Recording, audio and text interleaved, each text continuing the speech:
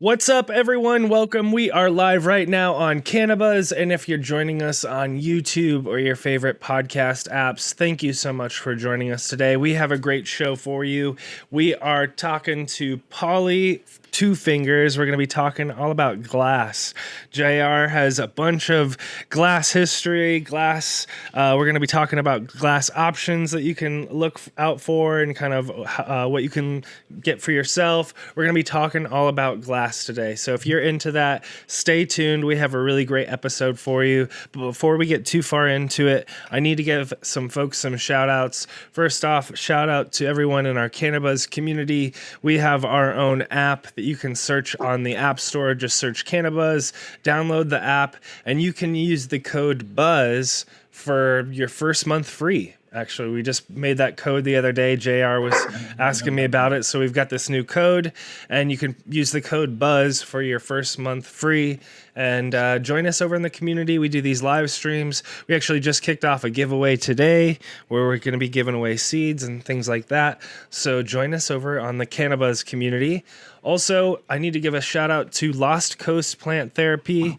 If you need a spray right now to take down some bugs, to take down some botrytis or powdery mildew, things like that that are popping into your grow, check out Lost Coast Plant Therapy. I actually just uploaded a real quick video to the Cannabis YouTube channel showing me attacking aphids that attacked my autoflower that's in flower right now. I'm going to harvest it, but it got attacked by aphids, and so I needed to use some Lost Coast to take those guys down. So definitely check out Lost Coast Plant Therapy and give them our thanks for supporting the show. Also, check out SacredThreeMushrooms. We just did an episode with Tanazi last week. It's a really great episode up on our YouTube channel or our podcast feeds. Learn all about SacredThreeMushrooms and how you can grow your own at home. He's got spores and kits and all sorts of things up on his website at SacredThreeMushrooms.com, and use the code Cannabis for 10% off your order. And then our last couple shout outs, I'm going to throw it over to JR. Thanks, Q. We got our Tiki announcements. He's still doing his summer luau sale, so you get 40% off the seeds, plus a free pack. And this week's free pack is lemon cherry sherbet by Y8, and those are regs, and that goes from the 25th of July to the 3rd of August. So get on that and get your free pack when you place any order. Also with Neptune from NeptuneSeedbank, from July 31st to August 1st, he's going to be doing a 48 hours only. You get a free pack of Neptune Farms Banana Cream Dream with any order that you place. So hit up those guys, TikiSeeds.com and NeptuneSeedbank.com. Yeah, thanks to our supporters. Thanks for sticking through the ads, but their support really helps us. We're going to be at Emerald Cup in a couple weeks, and so without their support, we wouldn't be able to do stuff like that. So we appreciate it. But let's get into the show. We've got Paulie Two Fingers here. He's a master glass artist, renowned for his intricate designs and unique techniques. Paulie's creations have captivated audiences worldwide, earning him a reputation as a leading figure in the glass art community. Welcome to the show, Paulie Two Fingers. Guys, thank you for having me. I'm really excited to have you on the show, Paulie. This is almost like one of those law of attraction things. I've been trying to get a really, really kind of like renowned artist on here to represent the glass community. Because on Cannabis, we are a grow heavy, breeder heavy kind of show, but at the same time we like to represent all of that encompasses our cannabis community, and glass is a huge part of how we consume and the history and the culture and the artistry of cannabis. So I'm really excited to have you on, and always we having our first guests on, we like to ask our guests how you fell in love with the plant and how the plant has helped you get you where you are today. Well, that's kind of a long story, but we'll keep it kind of shorter. But so basically, I was super young out here in Lancaster County. I was about 15 years old when I first tried cannabis, and then I kind of it worked with me, calmed me down. I'm ADHD, so I found right away how it just made things work for me. Settled down my brain. I could go into school, and I started acing things, and I was just like, this is my shit, you know? So that's where that all basically started. And then that just evolved into growing over the years, and then slowly starting to sell a little bit here and there and stuff like that. And then I went on Dead tour, found the Grateful Dead, went on tour, started traveling around the country and doing all that for a while. I spent about 4 years on the road, and found glass out there. And I started smoking out of glass, and the color changing pipes and all that was just like mind blowing to me. And that with the cannabis and then psychedelics and music and everything was just, kind of what made me what I am today. So at what point did you start getting into actually making glass? It's one thing to like appreciate it, but then to go on to the other side. Yeah. So I ended up kind of settling down a little bit. Jerry passed away. And I kind of stopped doing tour for a little while, and I ended up having my first kid, and I was still growing a little bit, I had a little thing going in the basement stuff, and I'd go over and help out my buddy that blew glass. And I'd just sit there and watch him blow glass. We'd smoke and talk. And, finally I was like, man, I got to try this, And I was a full-time electrician at the time, about 18-year electrician. And I was like, I want to learn this glass thing. So he gave me a list of things to buy. I bought the stuff and set up in my basement, and I'd just come home at night after working all day and start playing around trying to make something, anything that looked like what was in my head, And so I imagine at some point that kind of became a therapy for you, right? Yeah. Yeah. I didn't even want to be at work. I just looked forward to being home and being with that torch lit, melting stuff, creating. It was, so I could tune out the rest of the world, smoke a little weed, blow my glass, create these things that I don't know, can't really explain it. Well, just to give people a real quick idea, this is a beautiful marble piece that I was gifted. And I mean, it's just absolutely gorgeous. And the black light lights up. I just wanted to show people a little idea of what you're capable of. It's amazing. So how long did you really grind at it before you became proficient enough to kind of pay the bills, I guess you'd say? For the first year I played around, I didn't make anything that I would sell. It was just constant making stuff and throwing it away. And then after that, I started being able to make some things. And I started out making adult toys on eBay because I was trying to find any way to sell something to bring money back to keep making things. Nice.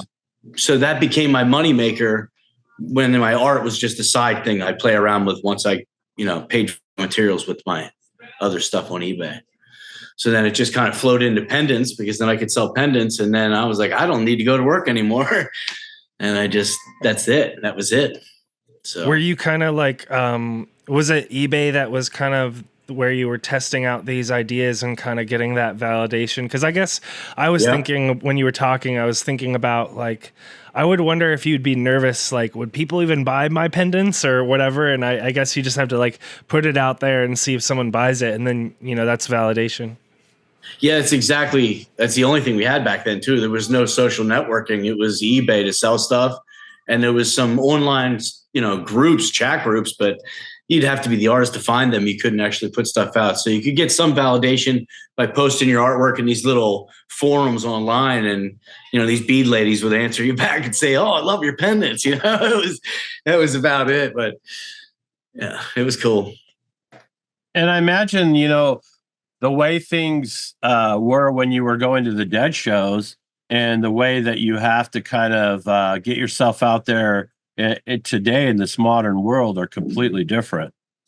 Oh yeah. Yeah. 100%. It's a completely different world now. And so what are some of the strategies that you use to get your glass in front of other people's faces? Well, there's several things. One, you got to be at every event there is. Any event that has anything to do with glass, just show up. You don't have to have a booth. You don't have to, you don't have to be part of anything. Just show up with a little container of glass and walk around and show people and network with people. And then people start talking to you and you start being seen, and then you find out where you should be. And the locations to set up at and how to get your stuff working. And then there's Instagram and all the online stuff. You got every single social network there is. Yeah, I've seen that at Emerald Cup because, you know, JR and I've been going most years for the last several years. And you'll see guys, you know, at some point in the day, someone rolls up with like a road case that's padded and it's just full of glass. And they just start slinging glass out of like a hangout area in a random spot. You know what I mean? That's like kind of like that's tradition from back in the day. That's deadlock. You know, the guys would just show up, they'd make a bunch of shit in their shed in their backyard. And all of a sudden they pop up at a dead show in the parking lot and shake down and just lay out their shit on the concrete, flip a bunch of shit, try to get a ticket to get in the show, maybe some fucking good weed, whatever, some mushrooms, you know, and shut down the shop, put it in the car and go have fun. It's fun. That's so great. That's so great. And so now some of the shows that are pretty popular, like the Champs Glass show, can you kind of talk about that show a little bit and how many people often show up to some of those events?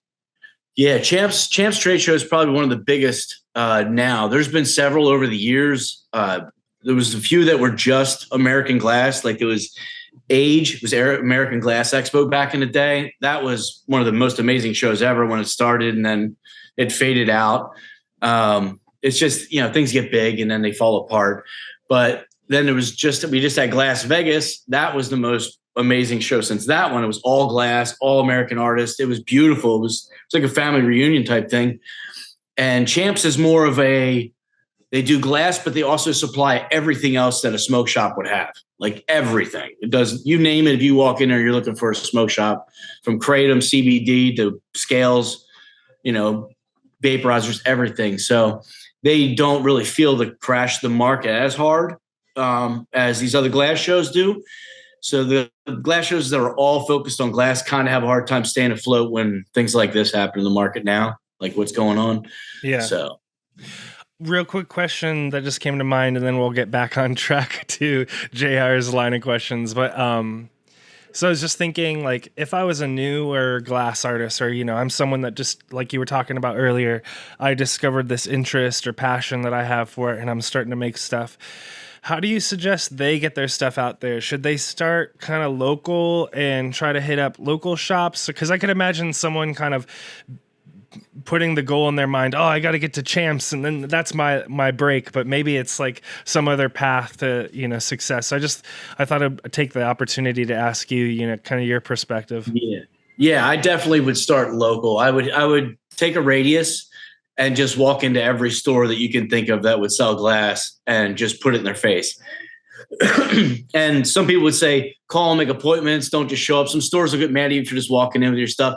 It doesn't matter. The only way you're going to get your glass in front of people is you just walk it in, you open it up, because if they see something, they're like, oh shit, they might not have talked to you until they saw your glass, just because they get so many glass blowers, you know? So I always suggest you just go into the stores, you put it in their face, and you try and find them ones that you build a relationship with. And then as you do that and start getting that build up and you're like, man, I'd like to expand this, then you'd look towards moving to like a Champs or something like that. Local, there's a lot of local places around almost every town now too. Like there's, you know, little music festivals. Those are great to set up at because you can get a cheap booth at a music festival, set up there and put your stuff out and get some kind of feedback or move your pieces, you know, at least break even weekend. I think that's smart because there are other like cultural events that kind of tie into that. And maybe you're not one of 1,000 guys trying to sell glass at an event like that. You might be one or two. And so going to some of these cultural events, music festivals, food festivals, or whatever, you know, might be a good option for folks. And now you did kind of mention the recent decline in prices. And you know, I hear some people saying, oh, yeah, it's because of all this foreign glass that's moving into the country. But to me, I think foreign glass has been around for well over a decade. And so I'm wondering, why do you think the price of glass pieces have come down so much? Well, for me, it's pretty obvious because I've been through it long enough, been in this thing long enough. And if you really just look at all economies right now, it doesn't matter what industry you're in, prices are going to fall because people can't buy them. Yeah. Nobody's got extra money, and I'm in a luxury item industry. You don't Yeah. need anything that I make to live. You don't need any of it. You're going to buy it because you love it and you have extra money. Nobody has extra money, man. People are beat up right now. So when we start feeling a little more comfortable and a little more loose with our wallets, we'll start buying those things again, and then prices will climb. But we hit a bubble because everything was crazy, and we got a bunch of money from the pandemic, and people can name any price and get what they want. Kind of had a blow off top there, like any other kind of industry, and we're feeling it for a little bit. So, Wow. yeah, unfortunately, and we're seeing kind of similar stuff going on right now, similar dynamics with the cannabis industry kind of overall. So last question kind of in this segment, how do you see kind of technology interacting with kind of modern glass art? Do you use it in kind of making glass art, or is it more kind of on the promotional kind of marketing side of things? How has kind of technology changed or interacted with the game? I mean, there's some technology as far as like some electronic stuff that people are doing, like Puffco and other ones, and then glass artists are making pieces to go along with that new tech. It's kind of nice. Gives another outlet for things in the bong range type thing. But Yeah. And then other than that, technology is as far as getting your artwork out there, be able to make videos and create attractive things that get people excited, and just ways of showing your art and displaying it. And I would say go hit up Paulie's IG. He does a really fantastic job of making some really cool videos. I repost them all the time just because I'm amazed at some of the stuff that you're able to do. By the way. Yeah, no, man, all day. So moving on, we want to talk about glass history, and I know you've been in this scene long enough to kind of break it down for folks.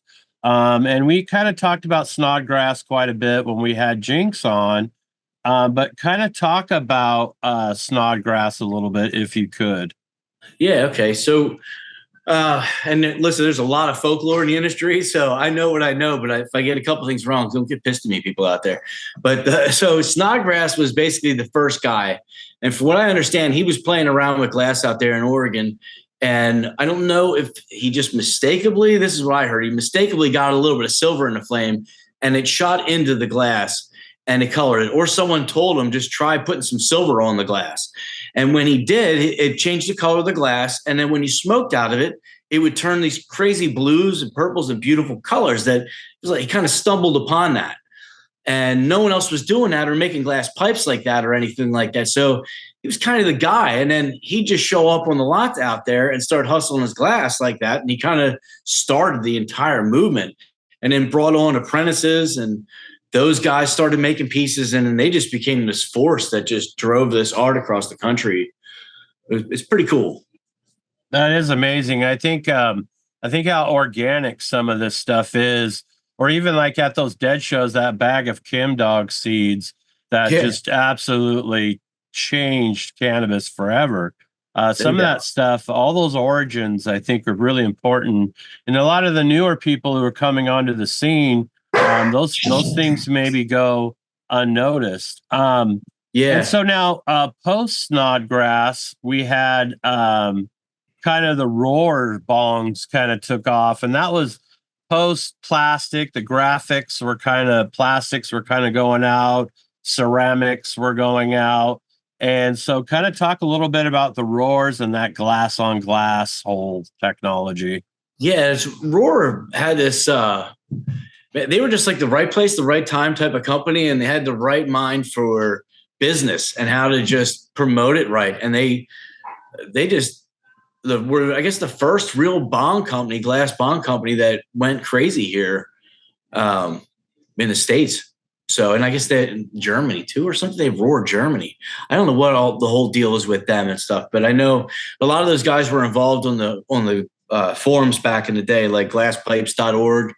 Where it was kind of like the underground of the pipe market, and they kind of took off there. And then they hired other guys in, and they were the first ones to really build this production type bong building company. Yeah, and I remember like their marketing arm too, I thought was very Yeah. good. You would see their spreads in High Times and Yeah. other forums and stuff like that. So I think they were the first like company to really like go hard with a mainstream glass kind of product. And Definitely one of them. And I don't know if they are the first or not, but they have to be back there at the beginning. And someone will probably correct me. I might be wrong on this one, but they were them and then Illadelph, another big company. And what am I thinking? Dougie, Hitman.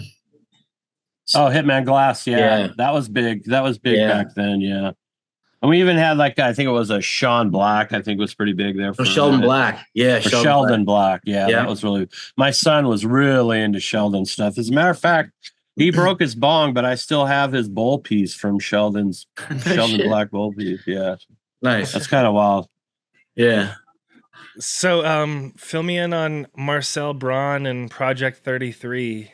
Marcel's a character. Did you guys ever meet Marcel? Or no, I haven't got to meet him yet. I know he's out here in Oregon, but I've seen a few of his videos where he was just launching this ideal of a art coin kind of thing.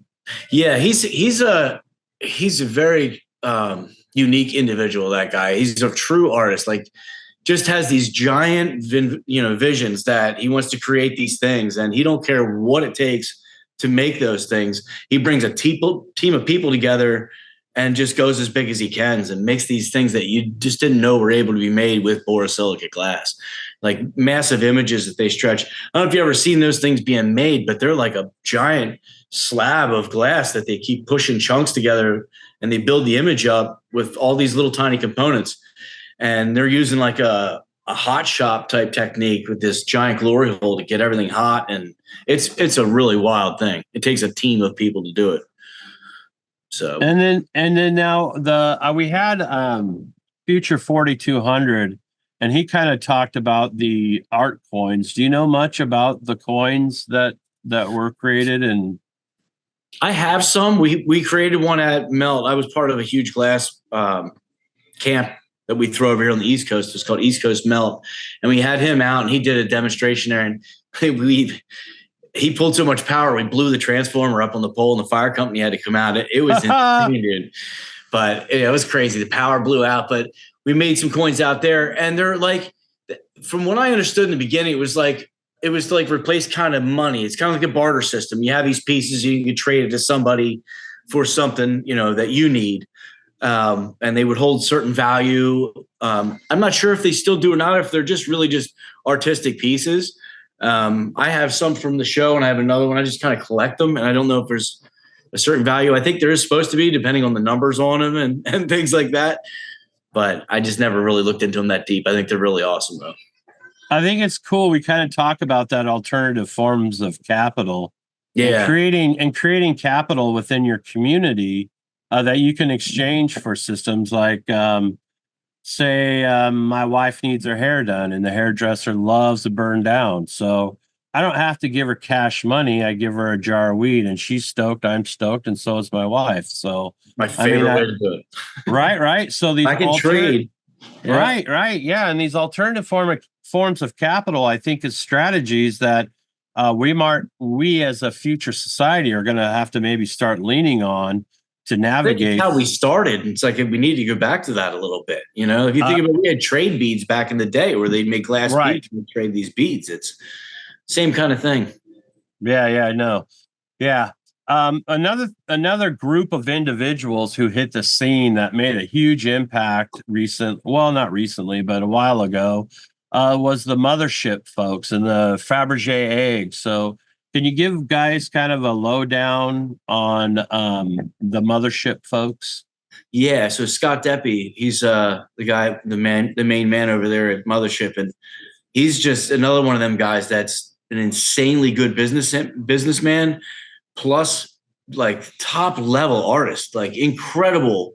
Everything he does is perfection. It's like you look at those pieces and it just doesn't even make sense. You try to wrap your mind out around how he does them so perfect every time. And then with the sandblasting and the carving and everything they do, it's like next level. It's like the finest art the finest, like of any industry, they would be the top. Like in purses, you have Gucci. You know what I mean? Like Right. Well, that's I know motherfucker. like when their Fabergé A came out, they were like 10 grand.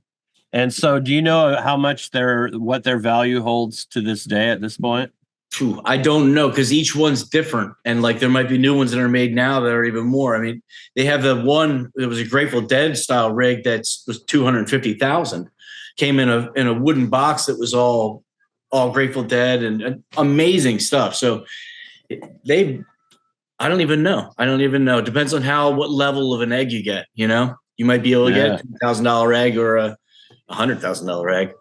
That's so wild to me. I mean, just to be able to get paid for your artistry, to make your passion pay, and not only pay for you, but he has a team of people, so he's feeding families, and Yeah, exactly. and there's other folks involved. And so, yeah, that's all right.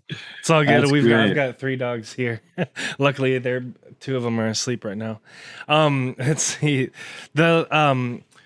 Let's see. JR. I'm not sure what this line says. Big art. Basically, I was just asking about the big artists that are kind of 2010 and beyond, because I think the Mothership guys, kind of came around that time, or at least hit the scene around that time. And so they're still big too. Yeah, who are some of the big artists now beyond that time today? Besides yourself, Paulie. So many, I'm gonna feel bad like if I don't mention guys. I'm friends with all these guys, and if I start listing people, they're gonna be like, "Oh, I see how." Good. But I mean, like big names that are really big, that really are like staple people, are like Mike Gong. If I'm going to talk about marbles in my field, Mike Gong's probably the top marble artist I'd see out there. Amazing stuff. He's out there in Oregon too. One of the nicest dudes you'll ever meet in your life.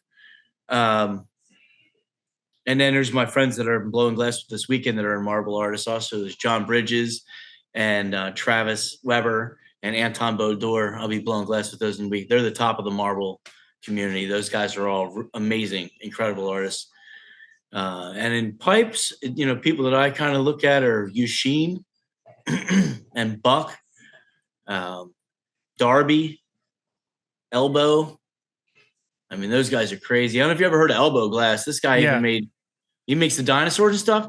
He even started making a stuffed animal toy line. Like he's another one of them guys that's just like, he's a DJ. He makes toys. He makes pipes, and everything he does is just goes great. He's just a really good, I don't know, creator.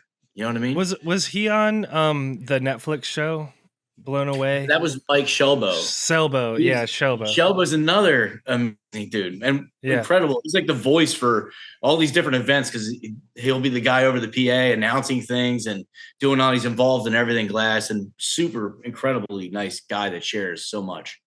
So yeah, I wanted to, like, I'm not a big glass guy, so I'm more of like a casual observer, whatever you want to call it. But anyways, I was gonna shout out that Netflix show because sometimes you do see glass artists make their appearance on as like contestants on the show, and you see their influence kind of bleed in. There was one where Shobo like had a pot leaf in his piece, and they didn't acknowledge it in the show, but it was just funny to me that there was like a pot leaf and snuck it in there. Yeah. It's awesome. Yeah. And so now marbles are kind of your focus. That's kind of your main passion. Kind of talk about that process, what it takes to make marbles, because it's kind of an in-depth process. Yeah. So, I mean, we just start out with the raw glass, like rods, and it's different thicknesses of rods and then rods of color. And some people use crushed glass. And then you just have this, it's hard to explain. You get a vision in your head of what you want to make, and then you just start melting in the torch. And, you use a torch that burns at like 6,000 to 8,000 degrees. You burn propane and oxygen, and you have an oven sitting next to you, basically, that's at 1,050 degrees, which is a annealing point for silicate. And you're just cooking glass and, working all day. Um, yeah, every now and then I do some demos and stuff on my Instagram if you want to see the process of what I do. And I'm gonna start doing some more lives and stuff too. I need to get my face online. I don't do that enough. Yeah, you got to get your face out there, buddy. I'm glad you came on the show. Yeah, I Now appreciate one of your more famous pieces, you blended opal and glass. Can you kind of talk about that a little bit? Yeah, so my opal eaters, I call them opal eaters. Um, it's basically a synthetic stone. It's lab grown because natural stones they have moisture in them. So when you encase them in the glass, they crack or they create bubbles or they look like shit. They basically just look bad. But synthetic opals that they've come out with in all these different colors and shapes now, you can put them in borosilicate glass. They are compatible. They just have to be a certain depth into the glass to be able to work. So I like to add those and little images like that and cut out of opal into my marbles and in my art.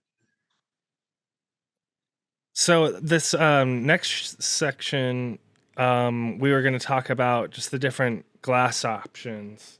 That's right. The next section, JR, just to make sure I'm following the directions. Anyways, the glass options. Well, I was going to throw in a question for you, just for like people that admire glass, like they know it's cool, they admire it, but they're just overwhelmed with so many options, because we're just going to talk about like five different options just on this list of things. But I was going to throw it out to you. How do you think someone should get started? Should they just go after what sparks their interest, or if they love ganja, should they maybe start with a pipe first and then go to a bong? I'm just kind of curious what your perspective is. I don't know. Like, if glass, there's so many options in glass, because that's the other thing I should have mentioned back when you say, how do you get your glass out there? I was kind of focused on the pipe route. But if you're not doing pipes, you're doing marbles and pendants and little vases and goblets, glassware, cups. You can set up at a high-end craft show or a simple craft show anywhere, and no one will care. It's hard to get pipes at every place because people kind of frown on that when they're walking their kids around, especially here I'm in conservative Lancaster County. I'm living around Amish. That's all I have around here. So people like me we don't fit in too well. So I try to stay with my crowd. But there's all these ways to do that. And if you're looking for stuff like that too, you can go to a craft show and look for the glass vendors, or and see what the things are. But I really think people you find the things you love in the moments in life when you're having these moments and these things hit you, where you kind of like, I don't know, when you really find something you love and you want to collect or that you're after, it's because something's going on in your life at that moment where that thing kind of happened in that, and now it holds value to you, and then you kind of go down that rabbit hole from there, So, yeah, I'd say go out to art shows. Go look at, if you're looking for glass, you want to find stuff you love, just go look at craft shows, music festivals. Do the other artists, like glass artists who vase and other glass art, do they blend well with the cannabis glass community? I mean, is it kind of open armsy type thing? Yeah, big time. Well, okay, so one way, it goes one direction. Cannabis people are open to all art. You know what I'm saying? Like, cannabis glass guys, they don't care what the form of glass is. That's just their outlet for selling their work, but they're creating, and they love all forms of glass art, as far as I can tell. Some people that are in that other type of art kind of not as much now, but used to frown on the pipe market somewhat. Like, there's the Glass Art Society that comes around, travels all over the world. And so I used to go to the gas conference, and they didn't want pipes there, but every other kind of glass was fine. So all those pipe artists would go there to get inspiration and to learn new techniques and watch how these amazing artists make these things, so we could come home and create in what we make. That's changed a lot. Now we're starting to be more accepted into those art communities, and they're starting to have pipe artists make stuff at these events. So it's kind of cool to see that all go away. That's really cool. Actually, that's really cool because, I think the blending of the communities and the acknowledgement of our contribution as art and as artists can't be denied, really. No doubt. Right. And so now with bongs, for folks out there, there's, different types and flavors and sizes. So, for just your average daily user, are you using a complicated bong, or are you just kind of like simple beaker bong kind of guy? Or I'm basic, simple beaker bomb. I usually just smoke a dry piece most days. And then I make my own. I have a dab rig that I made for myself. Figured I might as well make something because I don't know. I will smoke some of my friends' pieces though. I collect pieces. So my daily driver hand pipes are usually my friends' pipes that they made. And speaking of rosin, that whole rosin boom and the rosin explosion, that probably helped the glass community quite a bit, did it not? Yeah, big time. It gave us another, like, man, that's weird how that one evolved too, because the way we dabbed over the years evolved with the actual rosin, because it was, we had shatter and, all the BHO, and it kind of, the nails formed, and then we went to, it just really changed over the years. So now they've got it down to a science, like the size of the piece, the type of nail. There's so many different kinds of nails now. It created a whole industry for quartz, slurpers and slurper marbles for me. I make the marbles for the toppers, and oh, okay. Yeah, so cool. that's probably helpful too. All the spinny stuff in there, all the neat little nail things, and yep. Oh yeah, I could see that being something that you guys could get down on. And also you had mentioned like the advent of Puffco and all their glass attachments and the artistry that comes behind that. Are those like commanding a pretty decent price still? Yeah, you know what? The price is commanded by the artist, their name basically. It's if you're collectible, highly collectible, and your skill is like at the certain point, people just want your piece, then the price goes up.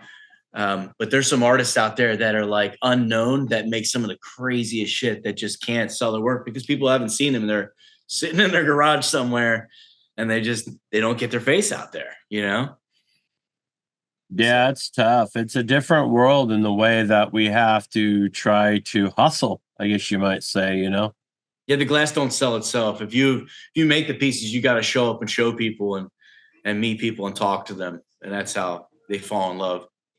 And now you're on the East Coast, so now the whole East Coast is coming online. New York is popping off. How has that impacted your business? I don't really notice it. It's cool. I'm glad that it is, because it's making people feel a little more free and safe. But Pennsylvania's still not legal. We're like an island in the middle of everybody that's legal around us now. Right. It's real weird. I don't like it at all. I'm waiting for it for years. So hopefully we switch over soon, maybe next year. But I mean, as far as the pipe community, it was huge over here before any of those things opened up, because it's so underground. And New York and Philly and this whole area, there's such a huge glass community over here. It's like some of the best guys, Coil, those guys started over here. There's some of the incredible artists, Slinger. Well, I know the Northeast is kind of popping off. I've got a lot of grower friends who've kind of sold their farms and literally moved over and are setting up shop just because some of the states over there have what I feel like are better legislated laws than some of us newer. Yeah, some of us newer guys who's, kind of started out things on the West Coast. We were so eager to get anything that we just let them basically hose us completely. Yeah, that sucks. I get it though, because I'm eager to get anything. Right. Like, yeah, it's always shifting. I'm from Ohio originally. I don't live there anymore, but I've just noticed, I was going to comment too, I've noticed Ohio, they're, moving towards recreational legalization. I think it's like any day now, or if it hasn't already, kind of switched over. Yeah, I know it passed, but they're like the switch date. Yeah, exactly. Yeah, when it like finally happens, they keep on kind of messing around with that, and they're like tinkering around with if you can grow or not, or whatever it is, all those kinds of things that they try to take away. But I've also noticed like I've noticed my friends going to like hippie music festivals and things like that seem to be kind of taking off in Ohio. So I wonder if those sort of things kind of intertwine, and then you'll see maybe more interest on the glass side of things eventually, or something like that, as these kind of states where you're at nearby. I mean, the scene, those festivals have been, I've been doing those since I started almost. Right. Like they've been, I mean, we were blowing glass live out at those, and that's like a lot of our hustle back in the day was just selling your stuff in a lot. I mean, you did other things too. You made your money. Yeah. But we set up in those forever, and it's still the same as it was. You just have the people that have really gotten good at it now. You see it, all the different ones, and they move from different spots. But yeah, I mean, the cannabis opening up over here has totally changed. Trust me. Like, the scene is so much more wide open, and there's more people smoking and are cool with it and are willing to admit it, and, you know, buying glass pieces and stuff. But I think it's like steady, the same all the way across the country, even regardless of whether or not it's legal. Like, people just do what they want. Totally. You know? Well, let's talk about pipes. So that's often how people probably that's one of the first ways they interact with glass, I imagine. So yeah, can you talk about what sort of pipes? I mean, I've got a oney right now. A dude grows that I really need to clean, obviously. But a dude grows oney. But I'm curious, just talk about pipes and kind of how people, you know, do they kind of start in one type of pipe and then they graduate to the next one? JR's got a pipe that looks like a freaking tomahawk or something like that. You could like beat someone with it. Talk to me about pipes. Blue, right? Nice. Yeah. I mean, I think, I don't know. Like I said, I think it's, you just fall in love with the piece that you see. But of the majority, I owned 2 head shops for a long time too. I sold them when the pandemic hit because my house got raided and I had to like downsize my life. So I had to switch everything up real quick. I got rid of my stores. But when I owned them stores, the most things we sold were spoons, just hand pipes, just little, what people would call a bowl, but here it was legal to call them bowls or bongs. We couldn't use B words in Pennsylvania. That makes it illegal. It has to be a pipe. So we'd sell just this type of pipe, simple pipe. That was like every day, you know? And then you'd sell oneies and then hammers and bubblers, you know, and you add a little water to them and shit. And then you went straight to like a bong or, you know, something crazy. Yeah, that's what we used to always say. If it doesn't bubble, it's not worth the trouble. Just to give that's a poke at all you dry pipe guys. Yeah, and so that's nice. Hit it up, buddy. And so with pipes, you know, I think one of the things that kind of becomes a stumbler for people is cleaning them. Do you got any like foolproof way to clean your pipe, your glass spoon? If it's a smaller piece, you can take it, and if you ever see those ultrasonic jewelry cleaners, you just fill that up with 99% alcohol and turn that thing on with your spoon in there, and it'll vibrate the shit right out of it, and then you can just take it out and blow it right out. So, or if you just... Pro tip. That is a pro tip. I just, you know, to get the one that fits my bong is the problem, you know what I mean? No shit. But all your oneies, all your little spoon pipes, all that shit, those ultrasonic cleaners work really, really good. Yeah, they do. I think they're like about $60 now. They're not so horribly cheap. On Amazon, you can pick them up, not to plug in. Yeah, right. Yeah, but no, for real, those ultrasonic cleaners are a good way. And while we're on the subject of cleaning, just for like these kind of beakery type, simple beaker bongs, I like to use ice cream salt and rubbing alcohol. Oh yeah, I've used kosher. Jesus, kosher. And the reason I like the ice cream salt is it's got a little coarser. I find the kosher salt is finer and can dissolve in the alcohol a little quicker. Okay. Where if you use that ice cream salt, it's a little, it's coarser, and so you can get in there. And I always try to have a clean bong before the show because I never want to go on as a dirty bonger. Yeah, and then color changers, you don't have to clean them. They just change, right? And pretty soon you're just smoking the res. Yeah. And so now with marbles, this is kind of your special thing. We kind of touched on that a little bit. Kind of just give people the overview of marbles and what are some of the price ranges of some of these more intricate pieces? So I mean, borosilicate marbles started, I would say, around 2003-ish. There was marbles before that. I don't know if you ever played marbles when you were a kid or shot marbles. Yeah, sure. So that was like marbles back when everybody was real little and stuff. And so borosilicate marbles kind of came along with the pipe scene a little bit. When that kind of came into the scene, it was another direction for people to get into. And it just kind of blew up and then became a collectible thing. And for a long time, we didn't get along with the soft glass community. It was all like, you butt heads competition and stuff like that. But so things really started becoming collectible. And now I would say it's probably the most collected time that they've ever been. Like in the past 2 years, it's been like a huge wave for marbles, and people get crazy money for marbles. The most stuff I ever got was $3,500 for one of my marbles. And I was thrilled with that. But I have friends that pulled in 5, 6, 10, 15,000. Some of the pieces and some of the stuff that you guys are doing, it's unbelievable. It's just amazing to the eye. I mean, there's so many illusions that you can create in that round little orb that it's mind blowing. I mean, some of the scenes in the ones I really like are the universe, the space, the ones that depict. That's just crazy to me, the way that people or the way you artists are able to put those kind of visions into just a little round ball. I mean, and when you hold one in your hand, it's heavy. I mean, you feel like you're holding something amazing. I've always been into glass, just from first a functional part of it, and then just from the artistic side of it, as I started seeing more and more of these amazing pieces here in Oregon. In Oregon City, we had this Blue Pacific was the name of this shop. Came around about between 96 and 98 before it burnt down.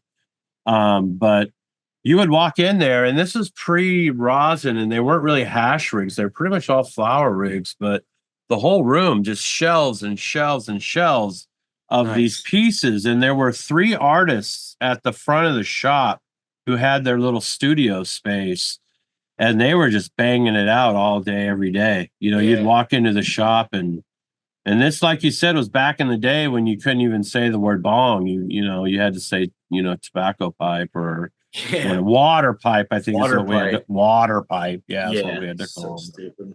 Had to kick people out of the store for saying bong. And then they get all pissed off and you feel like a jerk, but you can't do anything about it. How dare you? How dare you? Like, I'm cool. It's like, I don't know you're cool. Right. No, and we had that Operation Glass thing where Tommy Chong and all those artists went down. That happened was in Pennsylvania. Oh, really? So tell that story a little bit. So basically, the feds were trying to you couldn't ship those around the country. It was illegal to ship a bong, So, or at least to Pennsylvania anyway. And the feds wanted to get Tommy Chong, or they wanted to get his son real bad for making these bongs. So they came to Pennsylvania and set up a fake store here and kept trying to get him to ship them here. They couldn't get him to ship them here, So they sent feds out to get a job at his company. And they went in and they just went behind him and shipped him to Pennsylvania behind his back. And they were like, oh, you shipped him to Pennsylvania. And they came in and raided his place and took him down and then put Tommy in jail and made him a figurehead for, shutting down this glass movement of bongs that was supposedly so horrible. And that was what? Yeah, you know what, though? I mean, I have my own opinions about that because I talked to Tommy. I hung out with him right before all that shit went down. And he was telling me all about how this bong, this bong company was his son's and his wife's thing and all that kind of thing. And then he went on one of the talk shows at night and was publicly he was publicly scrutinizing the Bush administration and the Iraq war at the time. And I would say within a year's time, he was in federal prison for some kind of trumped up charges. So in my opinion, I think it was his vocalness, not only for the cannabis community, but also for the way that our government was being ran at the time, that really was the reason he had to take the fall for a company, mind you, that was not his company, you know. And they said he goes to jail or they're going to put his son and his wife in jail. Right. And he took the hit for it. He's like, I'll just go sit. Fuck it. Which awesome, you know, good for him. I mean, I would too for my kid and wife. But who wouldn't, you know? Right. Yeah. At the end of the day, that tells you, you know, what kind of solid guy, you know, he is, you know. Yeah, and then it was Operation Pipe Dreams, and we had to hide. You know, you go around to head shops, and you're driving minivans, so you look like a soccer mom with all your pipes in the back. So you get into a head shop, and you had to sneak in the back door to sell your pipes, and it became like I don't know. It was kind of the exciting part about it too. It sucked, but at the same time, it was like, you know, we're doing something. Like, fuck the man. You know what I mean? Right. Counterculture, like true counterculture. It wasn't mainstream, you know. Yeah, exactly. I can remember being young. And I would go down to the Stash, was one of my favorite spots down here on McLaughlin. And I would see homeboy roll up in this like really shitty old station wagon, like wood panels and shit on the side. And he would drop down that hatch and he would have these like bins. I mean, just bins and bins of glass that, you know, that he had done. And he would go into the shop and sell his wares. And I would always, you know, often I would see him and I would try to hit him up and try to get the DL deal, but no, man, he was solid. He would always say, you know, go in the shop and buy it there, you little asshole, get away from me. You know? Yeah. That's funny as shit. I love that. Yes. I loved that part of the scene. It was cool. It was like you were making your own, you know? Yeah. And so now with Pennsylvania, what is kind of the local what is the attitude of the local law enforcement now towards glass, cannabis, and bong shops? Well, the shops are fine. They don't care about that anymore. They don't really care about cannabis as long as you have medical. And as long as you aren't doing anything illegal, like selling it and not paying your taxes or growing it or having fun. Yeah. No, they hate me. They hate me. Like I should have left here years ago. I'm not a liked person here, but they're leaving me alone now. And it's probably because they're realizing that you're making their family members feel better by giving their something their cannabis can be smoked out of. You know what I mean? As the therapeutic value of our herb starts to be understood and recognized, I think we're going to go from zero to hero in no time. Yeah, I think that's already changing a lot. I think if the only thing we're waiting for is the older government people to change their mind, and some police that don't get it yet. They're still eyes too, you know. Other than that, because Fetterman, he's your senator, right? And he's been for cannabis, and then is your governor now for cannabis as well? Well, both the last two were. We had Governor Wolf that wanted it, and now we have what did I just say? Shapiro, and Shapiro is 100% for it. And I really like Shapiro. He's trying. He said he wanted it on the books by July 2nd to have something in front of him to sign, and everybody's pushing, but the Republican Party does not really want it yet. They're very religious and they still believe that it's like a gateway drug, and they still believe that old, you know, devil's lettuce kind of thing. Right. Yeah. It's like they can't figure it out. And we need someone in their family to change their mind, to show them that it's not scary, that it's not a bad thing. And once that happens, I think we'll be okay. Cause you know, I think that's coming maybe later in the year when they come back from recess, because they didn't get it on the books by the time they took the rest. It didn't get on the budget for this year. So we're hoping in the fall, maybe they'll push something forward and get something on the books so that maybe people stop going to jail, because they're still locking people up for it here pretty heavy. Right. Like growers or like possession? Growers and possession. If you don't have it in the container with your name on it, if you're, you know, you have too much on you, you know, it's really, there's still that much of dicks about it, huh? Yeah. Not in Philly and not in Pittsburgh. There's areas that are fine. They do criminalize their own community. So it's up to them. Yeah. Smart. Hey, shout out to that. Get out there and decriminalize your own community. You know? Exactly. Active. Even in Lancaster, here where I live, in the city, it's decriminalized up to an ounce as well. They don't care. But outside the city, they do. And you have some really weird gung-ho cops in places that you just, until the law changes, they don't care. It's the law. Yeah. Well, you know? Yeah. You made me think of it just the other day. I was reading kind of just a conversation about the kind of national movement on, legalization and things like that. And there was a senator from Idaho that was like, we're never going to legalize in Idaho and blah, blah, blah, blah, blah. And I looked the guy up and he's 81 years old. He's an 81-year-old Republican in Idaho. And he was like, we're never going to legalize here, basically was his point of view. And so, which is so wild to me. It's so wild to me because they're directly our neighbor in Oregon. Yeah. I mean, and we're about one of the most prolific cannabis states out there. And they're just like, hell no, you go across that border and it's no joke. Yeah. And so all those dispensaries that ride on that Oregon border, those guys are killing it. But all those guys that come across that border to get it, man, they're taking a huge risk. And we had we've had folks on who've talked about that, crossing the border to get access to legal weed. And so that's the problem with PA. Yeah, right. I was just going to say, you're in that boat. You're a sitting duck. It's like, it almost makes me feel like maybe they're letting it go because they can collect more. And since we have privatized prisons, I hate to be that conspiracy guy because I'm really not that much of one. I like to look at things a little more, I don't know. I don't like to make it optimistically. Yeah. I don't think things are quite as nuts as people think. There's a little bit of weird shit going on, but I to go across the border and bring it across, you're going to get the tickets. You're going to put people in jail. You're going to get that money. You get them on probation. It's constant, income coming in. It's a revenue stream. Yes. Yeah. Yeah. That's what I'm going to say. Yeah. I think it's like the, I see how many people drive from Ohio to Michigan to buy weed, and they're still doing it now. Yeah, because like the prices are just way better in Michigan, despite Ohio, moving towards recreational legalization.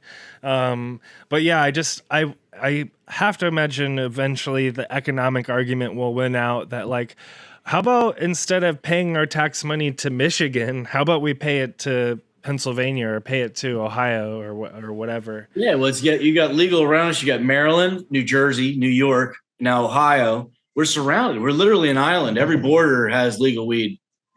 So wow, so wild. And that kind of speaks probably to the amount of money and influence that the Amish community still has over the state of Pennsylvania. Yeah, and it's people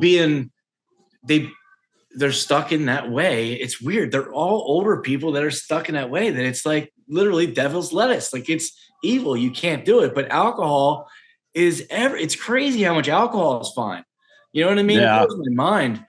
So, but I don't think anything should be regular. You should be able to do what you want with your body is what I think, but I'm different. So no, you're not.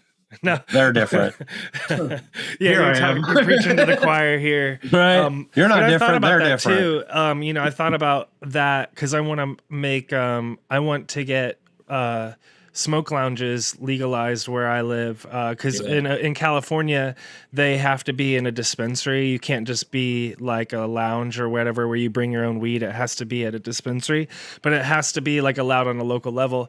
But I was kind of thinking through that, and I was just thinking about how when a new bar opens up, you don't see like people coming to the local city council and being like, this is going to increase the amount of drunk drivers or whatever. But I'm sure, when a dispensary talks about allowing people to smoke there or whatever, you're going to have all kinds of people up in arms about that kind of stuff. And it just seems like a completely double standard. That's one of the reasons they're saying in Pennsylvania they're holding off on things is because they're worried about the driving aspect of things. They don't know how to test people for driving under the influence because they have no, and they're like, well, what are we going to do? We're going to have all these people. Yeah, we got to figure out that revenue stream, right? We got to figure out that revenue stream. Don't line that shit up a while. Right? They've been trying to crack that code for a while, man. I'm telling you, they're coming up with all kinds of weird kind of crap to try to nail you on a nano. Right? Yeah, I know, it's nuts, man. They want that one really bad. They really do. And now it's all about proving impairment. They're trying to say it doesn't matter. It doesn't matter what you're under, what influence you're under. It's about impairment, and then those are their. And then they got what is it? They lost their ability to kind of search your car based on the smell, right? Yeah. And so now I think it's a reasonable suspicion or something thing. It's like, Yeah. Okay. I know it's in your all car. right. Well, we're coming up on the end of our hour with you, and we really appreciate your time today, Paulie. Before we let you go, we want to give you a chance to shout out anything and everything you want. So obviously the Instagram, you'll have to hit us with your Instagram handle. But if you've got sites or events coming up or whatever it is, it's your chance to plug it. So plug away. All right. So one thing I wanted to tell your audience, though, especially for your audience, we're offering a 20% off my website to anybody that hears this podcast. And Nice. the discount code is BUZZ, BUZZ. So at checkout, put BUZZ in there and get whatever. My website's KathermanGlass.net. Me and my son make all the artwork on there together. It's a family business. So I trained him and we make all kinds of cool stuff on there. Bunch of solo stuff he does on there. He's an amazing artist himself. So check him out. He's Glance Glass on Instagram, and I'm Paulie Two Fingers, all one word spelled out. Give us a follow and check us out. That's basically where you're going to find everything going on, my up and coming events. Next weekend, I'll be blowing glass live at Stoke Gallery in Connecticut, Saturday, August 3rd. So if you're in that area, come out, hang out with us. There'll be a big party that's going down. Those guys throw a hell of a bash. And that's an amazing glass shop as well. They're my friends as well. So that's so cool. And now we'll go ahead and make sure that in the show notes that we put your website in there so that people have a chance to browse a little bit and maybe save 20%. I think that's very generous of you. I appreciate that, man. Thank you guys for your time. I really do appreciate you having me on. Yeah. And since you said it real quick there, it's Katherman Glass. That's KATHERMAN glass.net. Just so people know where to go. Because you hit it there real quickly. I was like, what is that again? So there's a link in my bio on my Paulie Two Fingers Instagram too. So you can find links there. There you go. Well, JR, thanks so much for putting this show together. We've had some great questions and really great conversation, Paulie. Really appreciate your time this afternoon on a Sunday. And it was really fun talking to you. Likewise, you guys are awesome. It was great meeting you, and thanks for having me on. This show is really cool. I've been following you guys for a while, and I like all the shows you're putting on. You got some great content. Awesome. Thanks, brother. We appreciate that.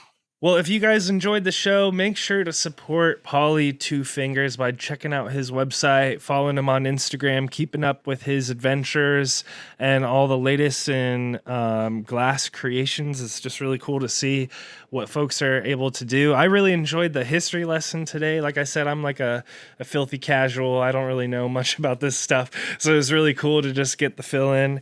And thanks to our supporters of the show. Like I mentioned at the top, we will be at the Emerald Cup in just a couple weeks from now in Oakland. So we're really looking forward to that. We're going to have a booth there. We're going to be doing some interviews. Might even be able to live stream from the show. We'll see how the internet works there. But the point is we'll be there interviewing folks and connecting with the community and a bunch of growers from California. So we're really looking forward to that. Make sure to hit us there. We've got stickers. I've got a bunch of stuff that SacredThreeMushrooms just sent me. So really appreciate the supporters of the show. And as always, JR, Growers love. Peace, guys. Love, Have a great one. Take care, guys.